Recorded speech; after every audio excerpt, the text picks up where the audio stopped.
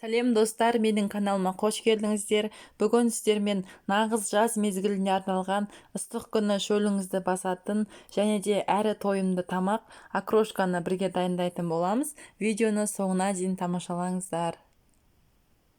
Бізге қажет заттар: колбаса, жұмыртқа, редиска, қияр, піскен картошка және де укроп. Барлығын 4 бұрыштап турап аламыз.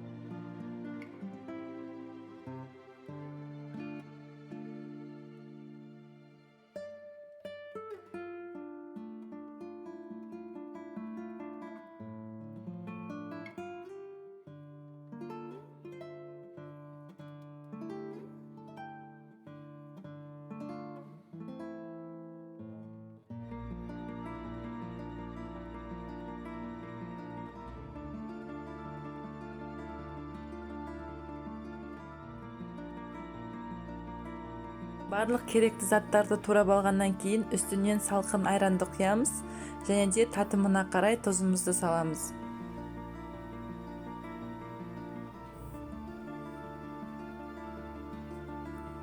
Одан кейін қажетті мөлшерде сарыағашты құямыз.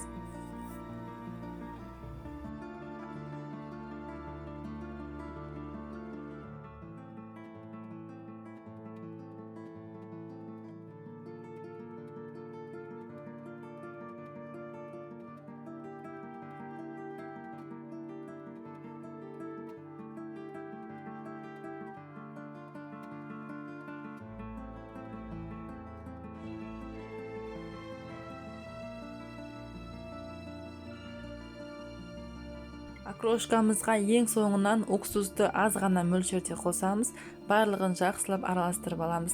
Міне достар, осымен біздің салқын окрошкамыз дайын болды. Жасап көріңіздер. Егер де видео ұнаса, менің каналыма тіркеліп, қоңырау белгісін басып қоюды ұмытпаңыздар. Баршаңызға ас болсын.